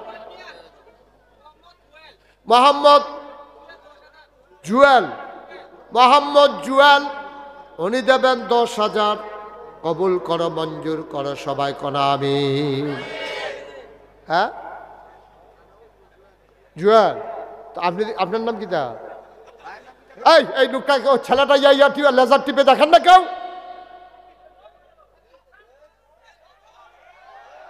থাক হয়েছে ডরাইছে তে হ্যাঁ ডরাইছে না তারে তো উদ্দেশ্য ডর দেখানি তো তারে কি মারণ উদ্দেশ্য নিহি মোহাম্মদ জাকির হোসেন 10,000 জুয়েলি দিছে 10,000 জাকির হোসেন 10,000 বলছি কবুল করো মঞ্জুর করো আয় ছেলে আয় এই লোকটা এরকম করতেছে কে রে কিতা তুমি কিতা করো এটা লড়াচড়া করো না আমিন কন মাশাআল্লাহ এরপরে কাজ এই শুনেন কাজ শুরু হইলে আমার যদ্দূর ধারণা হয়েছে এখানে অনেক লোক আছে আন্তরিকতা আছে ইনশাল্লাহ হয়ে যাবে কাজ আটকাবে না আমি আবার আসব তখন আসব মসজিদ উদ্বোধন করার জন্য ইনশাআল্লাহ কথা ঠিক আছে না ইনশাআল্লাহ ব্যবস্থা হয়ে যাবে হ্যাঁ ঠিক আছে আবার আগে দিও আইতে হইব হ্যাঁ এবার ইয়া বেশি হ্যাঁ আবেগ আবেগ হ্যাঁ হ্যাঁ হ্যাঁ ঠিক আছে ভাইয়া হ্যাঁ অসুবিধা নেই ওলি 1 টন রড দেবে আরে 1 লক্ষ টাকা দেবে বলছে এটা শুনেন নাই আপনি এই জন্য সমস্যা কে রে অলি ভাইয়া তো তখন দিতে অলিয়ে কইছে আচ্ছা হুনান অলি আরো কইছে যে যদি আর পরে শর্ট পরে অলি আছে অলি আমার আদরে আমি ওর সম্পর্কে জানি মন সম্পর্কে জানি যদি এমনি না দেয় আমারে জানাইবেন আমি আবার আউন লাগবো আর কি দূরে তো দিত না দিয়ে ওরে দিতেন না দিয়েও তো ভালো মার হাবা বলো আল্লাহ যেন কবুল করে সবাই করা হবে মসজিদ আর আটকাবে না আপনারা টেনশন করেন না বাংলাদেশে যে আয়োজন লইয়া আপনারা নামতে আছেন এত আয়োজন লইয়া কোনো মসজিদ আমার জীবন আমি দেখি নাই এইভাবে নামতে আছে এরকম একটা মসজিদ আমি দেখি নাই যে এইভাবে রড সিমেন্ট ইট বালু থাই গিরিল এমনি সব টান লইয়া এরপরে টাইস এরপরে টেহা লইয়া সবাই নামছে বাংলাদেশে একটা মসজিদও নাই এরপরে টেনশন করেন গিতে আপনি শীতের ভিতরে ঘামতাছেন গিতে না বইয়ে বইয়া মেম্বর দায়িত্বে আছে সবাই কোন মার হাবা আরে দুই কারণে গামে এবারে গামতে আছে এত টেহাজে উঠতে আছে কি তারি এর লাইগা গামতে আছে এবারে হ্যাঁ মার হাবা বলো ইনশাল্লাহ হয়ে যাবে আমার ওভার কনফিডেন্স আছে এই জায়গার সম্পর্কে আমার ধারণা আছে হয়ে যাবে এটা নিয়ে আপনাদের টেনশনের দরকার নাই সবাই কনা আমিন জোরে কনা আমিন আল্লাহ যেন কবুল করে সবাই পড়ে না আমিন বন্ধুগণ তা মসজিদ নিয়ে আমাদের চিন্তা নো টেনশন আল্লাহর ঘর আল্লাহ করে দেবে ইনশাআল্লাহ এই ব্যাপারে কোনো চিন্তা আছে ইনশাআল্লাহ আমাদের আল্লাহ যেন হেফাজত করে সবাই কনা আমিন আল্লাহর খাস মেহরবানি আপনারা জানেন যে নাগাইশ দরবার শরীফে এই যারা আমার কাটাকাটা গেছেন দাওয়াত আব্দুল মান্নান আরও যারা আমার দাওয়াত দিতে গেছে তারা কয়েকবার 2-3বার গেছে এটা কারণও আছে তারা চাইছিল ওই মূল টাইমে আমি আওয়ানের লেগিয়া আমি বারবার কইছি আমি দিনে গেলেও আপনার যেই জায়গা আপনার কোনো লোক জায়গা দিতে বসো তুমি বসো আপনার কোনো লোক জায়গা দিতেন পারতেন না আমি মাগরিবের পরে গেল আপনারা মাগরিবের পরে গেলেও আপনারা সারব তারা চাইছিল না এসার পরে আমি আইতাম আমার আরেকখানো মাহফিল আছে কিন্তু তারা তো বুঝে না আমি তো বুঝি আমার ধারণা আছে তো মাশাল্লাহ যথেষ্ট আর মানুষ হইলে কিতা করলেন কিতা করলেন হইল কিতা এটা ফিটাফিটির লাইন লইল হ মার হাবা কন আল্লাহ যেন কবুল করে সবাই কনা আমিন ইনশাল্লাহ হয়ে যাবে আপনারা শুনে খুশি হবেন যে আমি আপনারা তো শুধু মসজিদের কাজ ধরছেন সাথে হেফসখানা আছে আমার এখানে ওই ইয়া কি নাম না আব্দুল মান্নান তারা যে গেছে দেখতে আইছে আমি চিন্তা করছি মুস্তাক ফয়েজিদ আবার আইতাম না দুনিয়ায় একদিন পট করে যাই গা আর আওয়ানের আর সম্ভাবনা কি মুডেও নাই। আবার কেয়ামতের ময়দানও যদি আল্লাহ ভালা হিসাবে তুলে তৈলে হয়তো দেখা হইব আর কি। তা চিন্তা করলাম যেহেতু মুশতাক ফৈজিরে কিছু মানুষে চিনে, যেহেতু বাংলাদেশের বাইরে বাংলায় যারা কথা কয় মোটামুটি মুশতাক ফৈজি নামটা শুনছে, চিন্তা করে দেখলাম কিচ্ছু একটা করণ দরকার। আল্লাহর খাস মেহরবানি আপনাদের দোয়ায় আমি দাদায়, আমার যে দাদা আপনারা তো সবাই জানেন যেহেতু আমি আপনাদেরই মানুষ, আমার আব্বা মারা গেছে দাদার আগে মারা গেছে আব্বা। এই জন্য দাদা থেকে সরাসরি আমি দরবারের দায়িত্ব পাইছি। আমার দাদায় মাত্র 9 শতক জায়গা আমার দরবারও দিছ, মাত্র 9 শতক। এরপর আমি জমিন কিনা শুরু করলাম।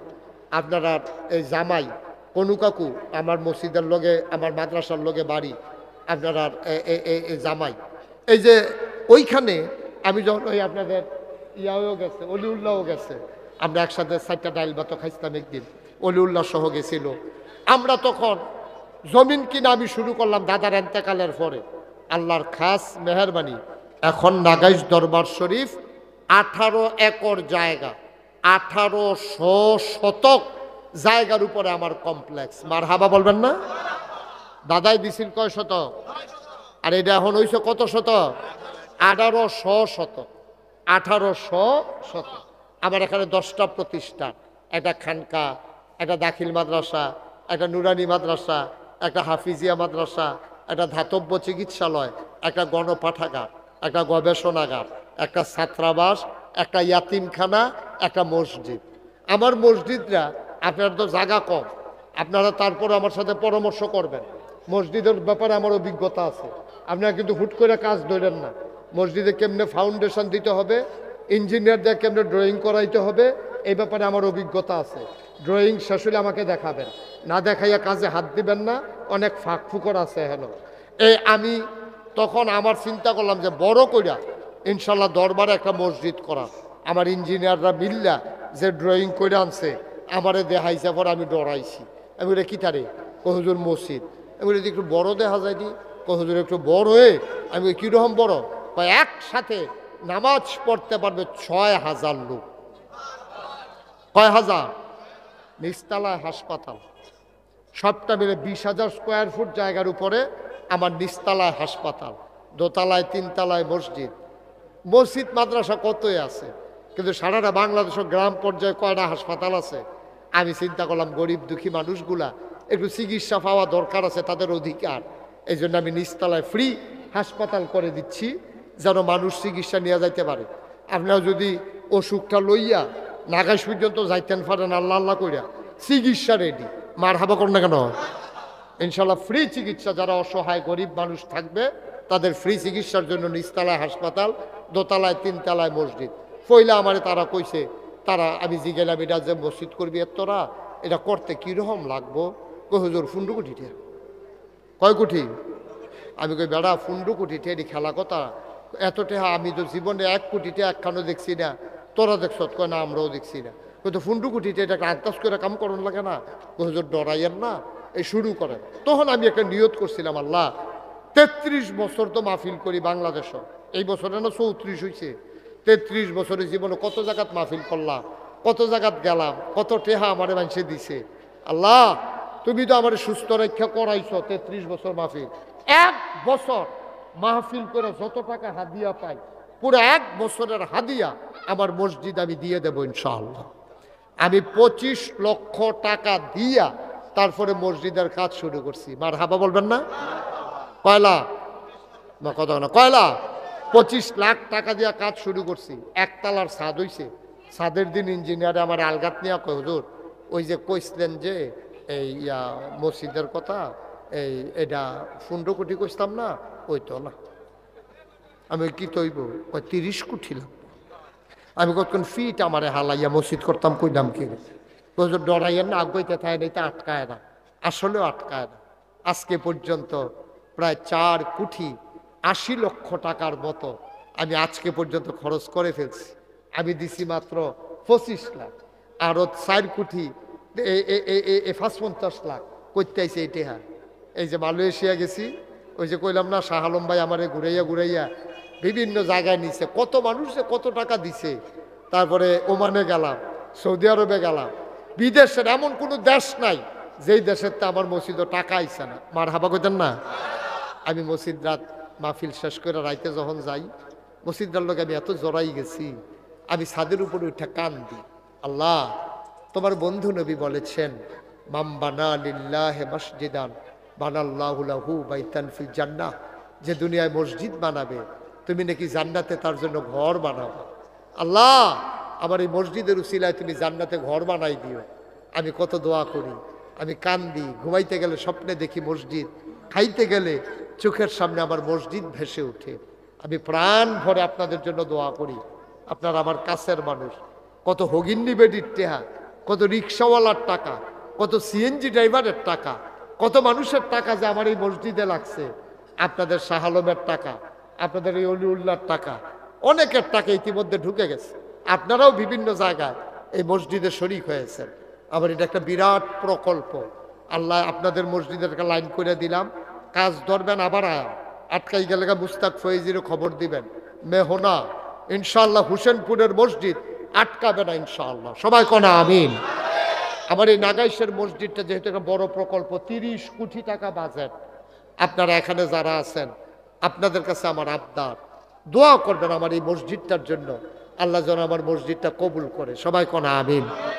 একটা লোক এখনো পারবেন যে হুজুর ইনশাআল্লাহ আপনার মসজিদের জন্য আমি ইনশাআল্লাহ 5,000 টাকা দিয়ে দেব, দোয়া করে দিয়ে। মাশাআল্লাহ আমার এক ভাই, উনি 5,000 টাকা, হ্যাঁ ও মেম্বার সাহেব, হ্যাঁ মেম্বার সাহেব, ইনশাআল্লাহ মেম্বার সাহেবে 5,000 টাকা দিব নিয়ত করছে। কি নাম? এনামুল। এনামুলে দিব 5,000। ভাই কম তো নো, এই যে এখনো দিচ্ছেন যে এই যে কোন এই শাহ আলম ভাই গুলো পুরা টাইলস দিব, তারপরে আলহাজ কি জানি ওই যে পুরা রড দিব, আবু তাহের কম তো না, তারা সাদা কাগজ লেখা লইয়া যাইতো কর, যদি এই রড দেওয়ার কারণে কন্যা জায়গা আমরা সকলে চান্দা তুললে তার টেহা ফেরত দিয়া দেন। কমবে না বরংস বাড়বে, ঠিক কিনা কর? কমবে না বরংস বাড়বে, এটার কারণে আল্লাহ ঢাইলা দেবে, নিয়া কুলাইতে পারবেন না ইনশাআল্লাহ। দেন যারা বলছেন তাড়াতাড়ি, আবার দেরি করা যাবে না, অতি দ্রুত। তারপরে নামাজ আছে, বক্তা আছে, আমাদের শহীদ ভাই আপনাদের কাছ থেকে একটু দোয়া নেবেন। আর কে আছেন যে হুজুর ইনশাআল্লাহ আপনার মসজিদের জন্য আমি একটু শরিক রইলাম? ওই মাশাআল্লাহ আমার আরেক ভাই, উনি দেবেন 5,000 টাকা। মাশাআল্লাহ আল্লাহ যেন কবুল করে। সবাই কনা আমিন ইনশাআল্লাহ। ইনশাআল্লাহ আল্লাহ বরকত দেবে। এই একটা লোকও খালি যাইয়েন না, আল্লাহ ঢাইলা দিব, লইয়া কুলাইতেন পারতেন না, আল্লাহ ঢাইলা দিব, লইয়া কুলাইতে পারবেন না ইনশাআল্লাহ। এই ছেলে এই বসো। হ্যাঁ ও টাকার লেগে ফাটাইছে তো, হইলে 2-3 বার যাও। আচ্ছা ইনশাআল্লাহ তো হইলে 2-3 বার উঠতে পারবো তে, যেহেতু টেহা আনবো তে যাইবো আর আইবো, যাইবো আর আইবো, প্রতিবারে টেহা আইবো, খারাপ কি কেন? হ্যাঁ মাশাআল্লাহ উঠান না, আমরা সবাই মিলে একটু শরিক থাকবো। আমার এই মসজিদটা আমার একটা স্বপ্ন, আমার জীবনের একটা বিরাট চাওয়া, আল্লাহ যেন পাওয়ায় পূর্ণতা দেয়। সবাই কনা আমিন। একটা লুকও খালি যাইয়েন না, একটা লুকও খালি যাইয়েন না। 100 লুকে 1,000 টাকা করে দিলে 1 লাখ টাকা হয়ে যায়, এটা কোনো কঠিন বিষয় না, আল্লাহ ঢাইলা দেবে ইনশাল্লাহ। আসেননি কেউ যে হুজুর আমি ইনশাল্লাহ 1,000 টাকা দিলাম, আমি 2,000 টাকা দিলাম? যারা দিতে চান আল্লাহ ঢাইলা দেবে ইনশাল্লাহ। নাই 1,000 টাকা দেওয়ার মতো লোক নাই। আচ্ছা আমার অলিউল্লাহ আগে একবার 1 লাখ টাকা দিছে, আবার ইনশাল্লাহ 10,000 টাকা দিয়া দেবে। এই একজন নাও, ওই দেন, ওর কাছে দেন, হাসান নাও। আরো যারা দিতে চায় ওই যে ওইখানে আছে, যারা দিতে চায় দেন, বিসমিল্লাহ কইয়া দেন, আল্লাহ দিব, আল্লাহ দিব। আল্লাহ লইয়া কুলাইতেন পারতেন না, 100, 200, 10, 20, 50 সামান্য সবাই মিলে আমরা শরিক থাকি ইনশাআল্লাহ। আল্লাহ যেন বরকত দেয়, আমি প্রাণ ভরে দোয়া করব। এই সবাই বসা থাকেন। হ্যাঁ আচ্ছা যাও তোমরা, যদি কেউ 2-1 যাও যদি কেউ দিতে চায়। আর এই ফাঁকে এই মাইকের ওই হরেনটা দাও। ونشهد أن لا إله إلا الله وحده لا شريك له ونشهد أن سيدنا وحبيبنا محمدا عبده ورسوله আলাদা নয়টা বন্ধ করো ও যেন না দেয় এটা বন্ধ করে দাও হ্যাঁ এটা বন্ধ করে দাও الذي أرسله بالحق بشيرا ونذيرا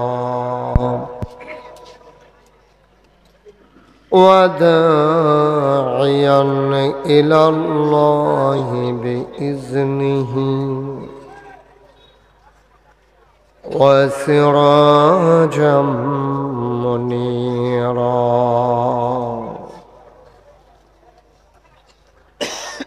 قال الله تعالى في القرآن المجيد وفي فرقانه الحميد সবাই পড়ুন أعوذ بالله من الشيطان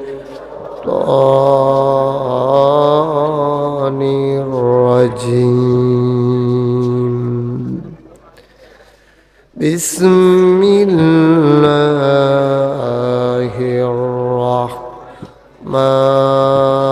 الرحمن الرحيم إن الله وملائكته يصلون على النبي يا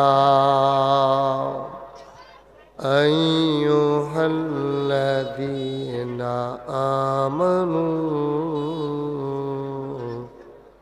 صلوا عليه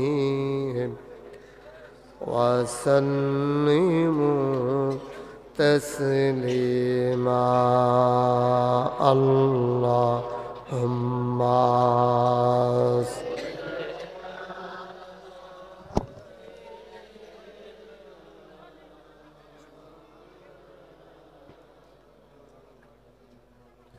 وعلى آل سيدنا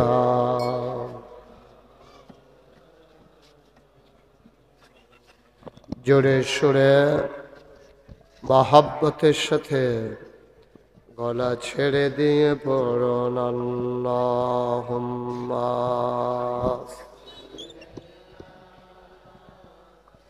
পেট করো ভালো করে পড়া وعلى آل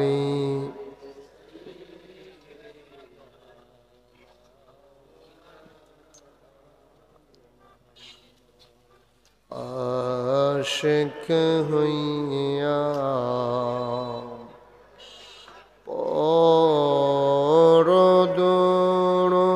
পরদরুদ মাশুক তোমার মদিনা আশিক হইয়া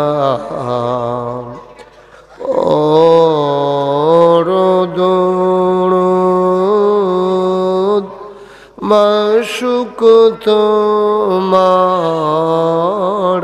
মদিনা আশিক যদি হইতে পারো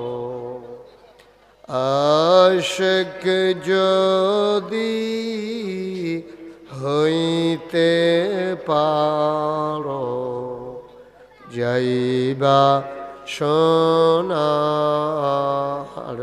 মদিনায় আল্লাহ হাম্মাস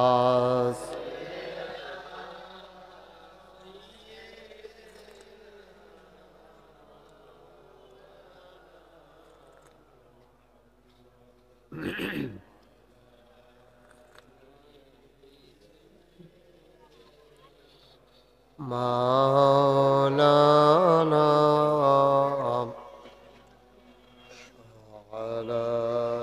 আলী সাইয়্যিদিনা মাওলানা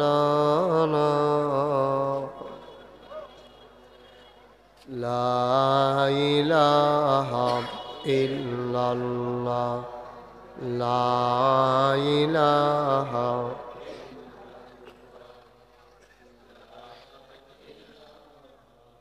ইল্লাল্লাহ লা ইলাহা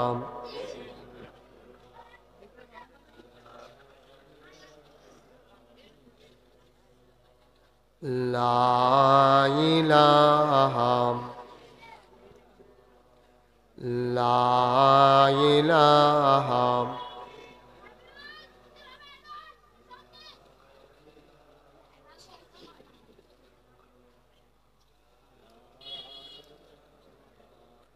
লা ইলাহা ইল্লাল্লাহ মুহাম্মাদুর রাসূলুল্লাহ সাল্লাল্লাহু আলাইহি ওয়াসাল্লাম আল্লাহুম্মা সাল্লি ওয়া সাল্লিম ওয়া মুবারিক আলাইহি। সবাই পড়েন আমিন। সবাই পড়ি আলহামদুলিল্লাহ। জোরে পড়ি আলহামদুলিল্লাহ। আল্লাহ তাবারক ওয়া তাআলার দরবারে আমরা লাখ কোটি শুকরিয়া জ্ঞাপন করছি, জেনে আমাদেরকে ঐতিহ্যবাহী ঐতিহ্যধন্য দেবিদ্বার উপজেলাধীন হুসেনপুর গ্রামের, যে গ্রামে আমি নানানভাবে আত্মীয়তার বন্ধনে আবদ্ধ, তারই পূর্ব পাড়ায় আবু বকর সিদ্দিক রাদিয়াল্লাহু তাআলা আনহু নুরানি ও হাফিজিয়া মাদ্রাসার উদ্যোগে ২৪তম বার্ষিক তাফসিরুল কোরআন উপলক্ষে আজকের আয়োজনের সম্মানিত সভাপতি জনাব আলহাজ মোহাম্মদ রমিজ উদ্দিন সাহেব। কই আছেন রমিজ ভাই? কই সভাপতি? এদিকে সামনে নিয়ে আসো। অলি ভাই কিতা খবর কিতা? আরো সামনে আসেন। হ্যাঁ, আজকের মাহফিলের সহসভাপতি জনাব হাজী মোহাম্মদ আবু তাহের, জনাব হাজী আব্দুল মজিদ মাস্টার, প্রধান অতিথি জনাব মোহাম্মদ ইদ্রিস স্বর্ণকার, জনাব মোহাম্মদ অলিউল্লাহ সওদাগর, বিশেষ বক্তাবৃন্দ এবং আজকে আমার পরে গুরুত্বপূর্ণ আলোচনা করবেন আমার আদরের ধন কলিজার টুকরা, অত্যন্ত সুন্দর আলোচনা যিনি করেন, সুযোগ পাইলে আমিও যার কথা শুনি এবং আমার পরে আপনারাও শুনবেন, ক্বারি আব্দুল কাইয়ুম মিয়াজি সাহেব। বিশেষ বক্তাবৃন্দ, বিশেষ অতিথিবৃন্দ, আজকে আমাদের মাঝে উপস্থিত হয়েছেন আমাদের রৌনক বক্স মেহমান, বাংলাদেশ জামাত ইসলামীর কুমিল্লা উত্তর জেলার সম্মানিত সেক্রেটারি, দেবিদ্বারের কৃতি সন্তান, মাটি ও মানুষের নেতা, আমার প্রিয় ভাই জনাব মোহাম্মদ সাইফুল ইসলাম শহীদ। উপস্থিত হয়েছেন বাংলাদেশ জামাত ইসলামীর জাফরগঞ্জ ইউনিয়ন পরিষদের সম্মানিত সভাপতি এবং অন্যান্য বিভিন্ন পর্যায়ের নেতৃবৃন্দ। অন্যান্য রাজনৈতিক দলের নেতৃবৃন্দ,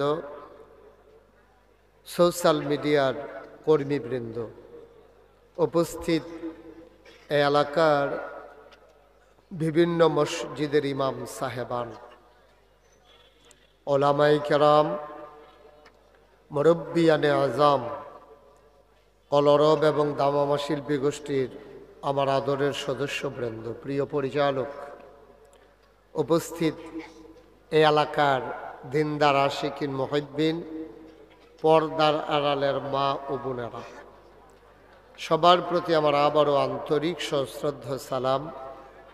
আসসালামু আলাইকুম ওয়া রাহমাতুল্লাহি ওয়া বারাকাতুহু।